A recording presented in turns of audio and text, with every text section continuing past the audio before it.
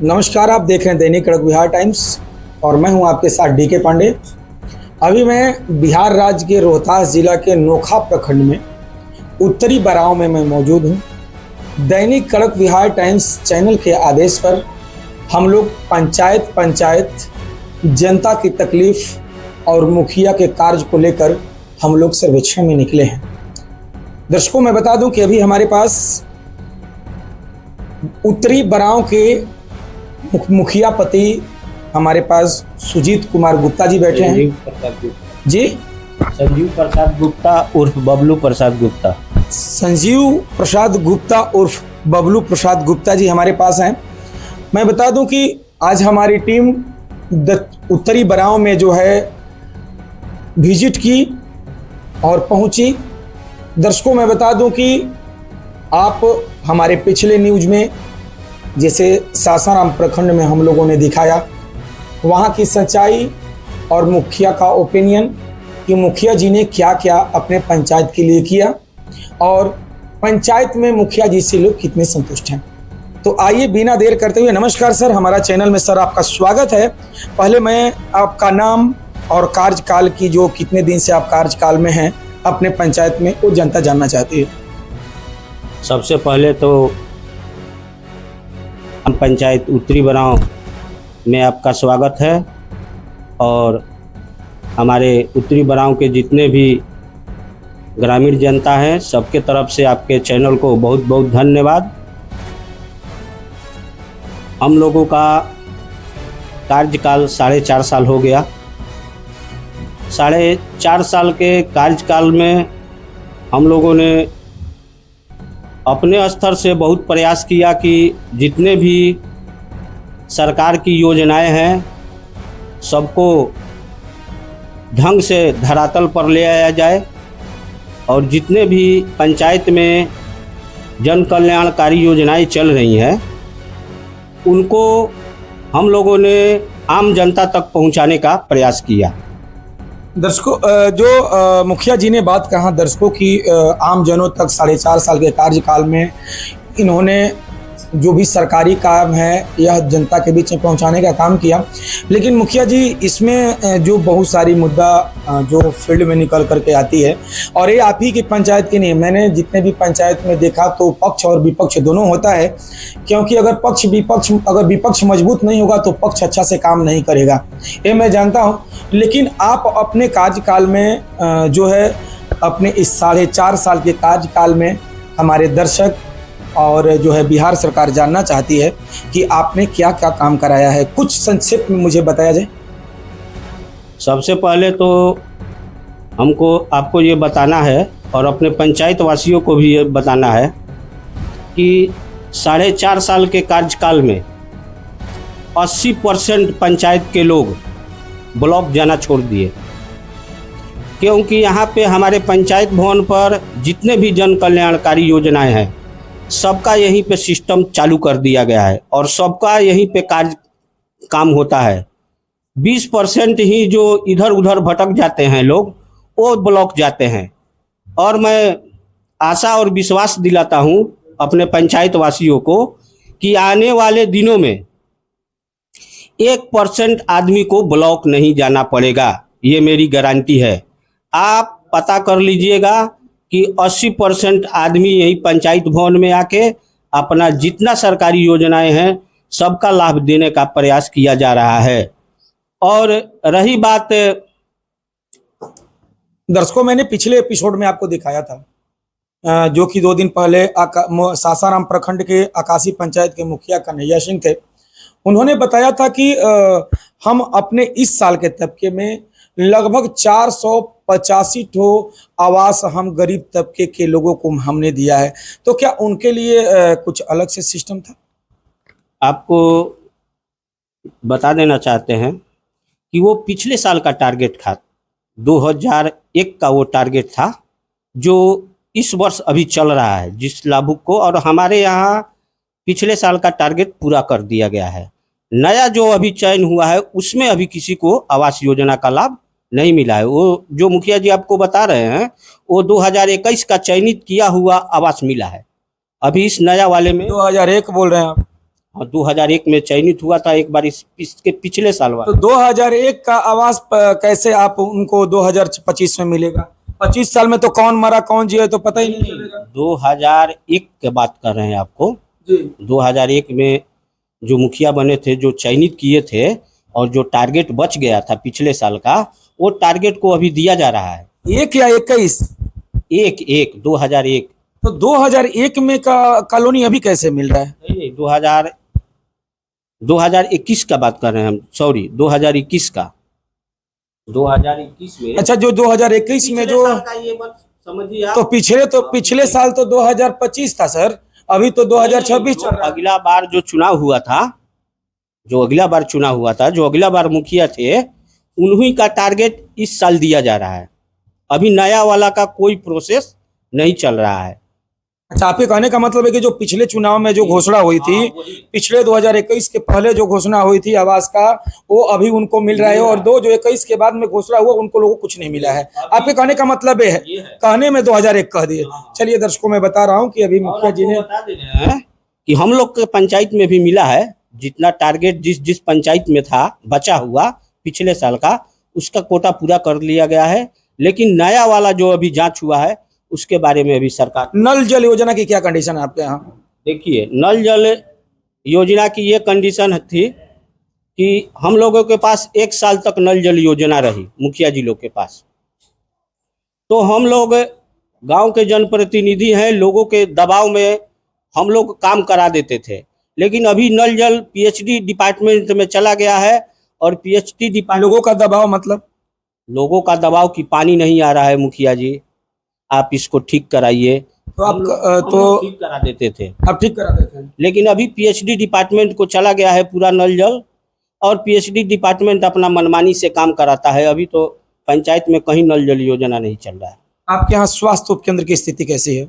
हमारे यहाँ स्वास्थ्य उपकेंद्र की अभी बहुत अच्छी स्थिति है।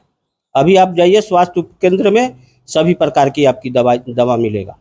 और मुखिया जी, आपके यहाँ मैं फिर वापस आता हूँ कि जो वृद्ध लोग हैं, अभी उन लोगों का भी कहना है कि जो वृद्ध जन लोग हैं वैसे वंचित हैं जो 60 साल से लगभग ऊपर हैं, लेकिन आपके पंचायत में बहुत से 30% से ऊपर ऐसे वंचित लोग हैं जिनका अभी तक आपने विधवा पेंशन का काम नहीं कराया है।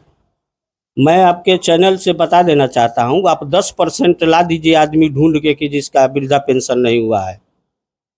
10% आप लेकर आइए इस पंचायत में। ज्यादा तो बता रहे हैं कि 30%। 100 में से 10 आदमी को, 2 आदमी को ले आइए, आप जाइए पंचायत से ढूंढ के। वृद्धा पेंशन सबका कराए हैं? एक भी वृद्धा पेंशन, यहाँ सबसे पहला प्रोसेस है। हम खुद स्वयं सबका मॉनिटरिंग करते हैं वृद्धा पेंशन का। किसी को ब्लॉक जाने की जरूरत नहीं है, यहाँ पर आइए, आपका सारा सुविधा, सारा समस्या का समाधान है। वृद्धा पेंशन के मामले में अभी आप नोखा प्रखंड के में जाके समझ लीजिए कि मेरा पंचायत 1 नंबर पे है वृद्धा पेंशन के मामले में। वृद्धा पेंशन के मामले में। चलिए, बात बहुत अच्छा लगा। मैं बता दूं कि अभी मैं यहाँ के मुखिया पति जो है, क्या नाम है सर? संजीव प्रसाद गुप्ता उर्फ बबलू गुप्ता के पास मैं बैठा हूँ, और इन्होंने जो भी हमारे टीम थी, सर्वेक्षण में टीम ने बताई थी कि 30% वंचित थे, लेकिन उन्होंने बताया कि अगर हमारे पंचायत में 2 लोगों को भी आप खोज करके ला दीजिए कि जिनका मैं वृद्धा पेंशन और विधवा पेंशन नहीं कराया हूं, तो आप जो कहिए, क्योंकि सर्वप्रथम जो नोखा प्रखंड में है, सर्वश्रेष्ठ में इस पेंशन के मामले में हमारा पंचायत अव्वल है, नहीं मुखिया जी? एकदम श्योर। आप 2 ठो लाइए ढूंढ के कि जिसका पेंशन कहीं दिक्कत है।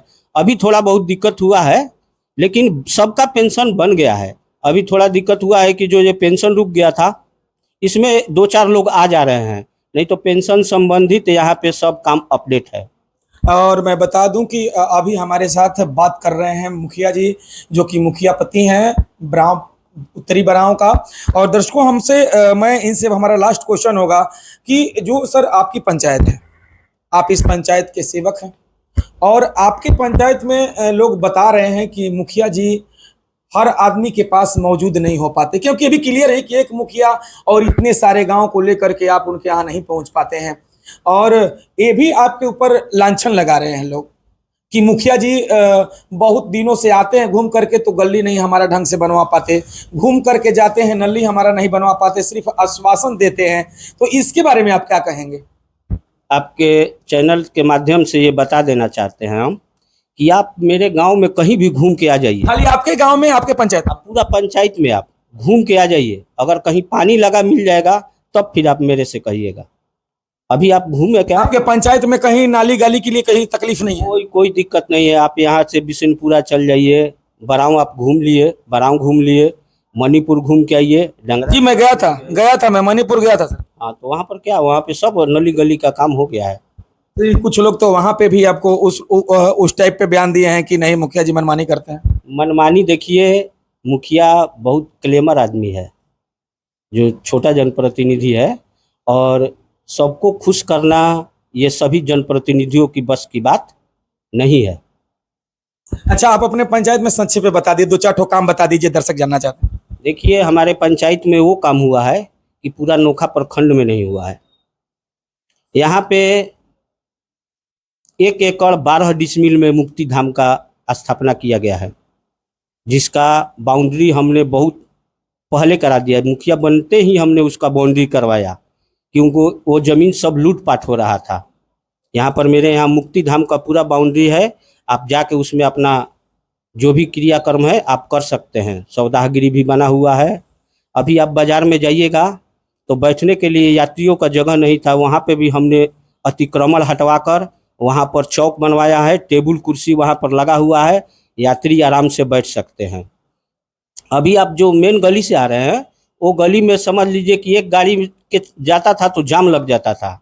उसको हमने अतिक्रमण मुक्त करा के उसको नए ढंग से अपने इस गली का निर्माण कराया, और ऐसे ऐसे तो बहुत गली का हमने निर्माण कराया। अभी आप जाइए, यहाँ पे छठ घाट मेरा बन रहा है, यही बाजार पोखरा में। कम से कम 300-350 अपने कार्यकाल में हम फिट छठ घाट बनवाए हैं। यही अभी बगल में ही है, आप पूरा ग्राउंड है मेरा, देख लीजिए जाके वहाँ पे, वहीं पे मेरा सारा कार्यक्रम होता है।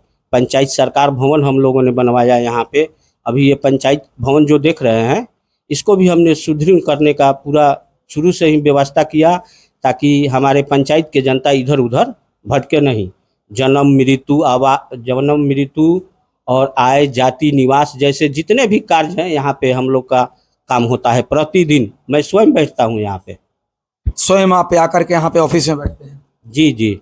मैं बता दूं कि मुखिया जी ने बात बताया कि मैं छठ घाट से लेकर के नालीगढ़ गली और रोड चौड़ा से लेकर के और बैठने के लिए यात्री शेड को लेकर के मैंने बहुत सारा काम किया है। मुखिया जी, जो आप कुछ फंडिंग की बात कर रहे थे, कि जो मैं बता दूं कि जो सौर ऊर्जा है, आपके यहाँ सौर ऊर्जा कितना सक्सेसफुल है सर? देखिए, फंडिंग के बारे में आप अगर जानना चाहते हैं तो विस्तृत रूप से समझिए कि फंडिंग सरकार का क्या सिस्टम चल रहा है। हमारे पंचायत का फंड है, बजट है 60 लाख रुपया, और सरकार हमको हर एक वित्तीय वर्ष में 30 लाख रुपया देती है। 30 लाख 35 लाख इससे पैसा हम लोग को मिला है केंद्र सरकार से। केंद्र सरकार से हम लोग का फंडिंग है 60 लाख रुपये का, कि पंचायत को 60 लाख रुपया तक का हम लोग योजना चढ़ाते हैं पोर्टल पर। लेकिन हम लोग को फंड में कितना मिलता है? 30 लाख रुपया। 30 लाख रुपया पंचायत को फंड देने के बाद भी सरकार पीछे से एक ठो लेटर भेजती है कि मुखिया जी आपको पहले लाइट का पेमेंट करना है, उस पैसे से नल जल अनुरक्षक का पेमेंट करना है, स्वच्छता संबंधित जो भी कार्य हो रहे हैं उसका भी पेमेंट पंचायत से ही आधा पैसा दिया जा रहा है। पंचायत में जितने बिजली बिल लग रहे हैं, जितने भी नल जल के बिजली बिल चल रहे हैं, उस सबका पैसा पंचायत से देना है, और इसके बाद हम लोग को नली गली बनाना है। बताइए मुखिया कितना पैसा से नली गली बनाएगा? बिल्कुल सही बात है, मुखिया जी ने जो कहा ये बिल्कुल सही बात है। अगर जो फंडिंग आती है केंद्र सरकार से, जो मुखिया लोगों के लिए जो भी प्रोटोकॉल हो, ये तो मुझे बहुत ज़्यादा जानकारी नहीं है, लेकिन मैं बता दूं कि अगर यह फंडिंग आती है तो मुखिया जी को पूरा पैसा क्यों नहीं मिलता? आखिर ये कहाँ की कमी है और कैसी कमी है, यह हमारे चैनल के माध्यम से सारे दर्शक इसका जो है जवाब तो देंगे ही, लेकिन बिहार सरकार से मुझे एक अपील है कि इसके बारे में जानकारी आप पोर्टल पे जरूर दें। लेकिन मुखिया जी, अभी सुनने में आया कि आप किसी गरीब व्यक्ति को भी, जिसको रहने का घर नहीं, आप उसको भी कुछ जमीन वमीन जो है सरकार के द्वारा जो है उपलब्ध कराए हैं। आपको मुख्यमंत्री के तरफ से जो रैन बसेरा चल रहा है कार्यक्रम, उसमें इस पंचायत में अगले वर्ष 21 लोगों को, भूमिहीनों को जमीन दिया गया है। भूमिहीनों का जमीन देने का प्रोसेस है, उस व्यक्ति को जमीन दिया जाता है जो सरकारी जमीन में अपना घर बना के रह रहा है, जिसके पास भूमि नहीं है।